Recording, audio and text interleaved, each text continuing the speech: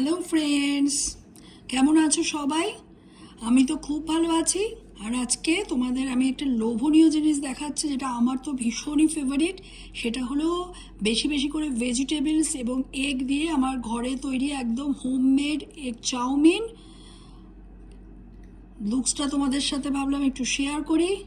এটা মানে খুবই ফেভারিট আমার, ছোটোবেলার তো সেই টিফিন নিয়ে যেতাম, সেই যে মানে মনের সেইটা এখনও মনে পড়ে। আর এখন তো আমার টিফিনের ব্যাপার নেই, হ্যাঁ মেয়েকে তো অবশ্যই মাঝে মাঝে করেই দিই, কিন্তু আমার মেয়েরা আবার বেশি ভেজিটেবলস দিলে তাতে বিরক্তি, যে কেন আমি ভেজিটেবলস দিয়ে নুডলস বানাই। তবু আমার যেটা ছোটোবেলার স্মৃতি সেটা তো আমি করবই।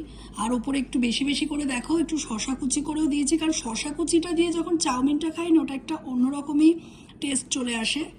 তাই ভাবলাম তোমাদের সাথে এই লুকসটা শেয়ার করি। আর টেস্টটাও দারুণ হয়েছে, আমি কিন্তু অলরেডি 1 স্পুন খাওয়া হয়ে গেছে।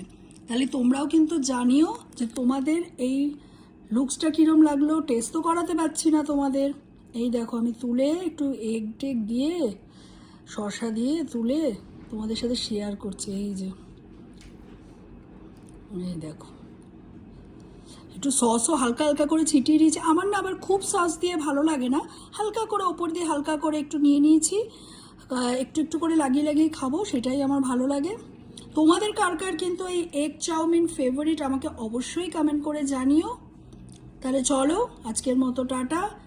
সবাই কিন্তু বেশি বেশি করে একটু লাইক করে দিও, শেয়ার করে দিও। আর সাবস্ক্রাইব কিন্তু কেউ করছো না, সবই কিন্তু একটু বেশি বেশি করে করো, না হলে তোমাদের সাথে আমি এরকম স্পেশাল স্পেশাল মেনু কি করে শেয়ার করব বলো। তাহলে চলো আজকের মতো টাটা। সবাই খুব ভালো থেকো, সুস্থ থেকো।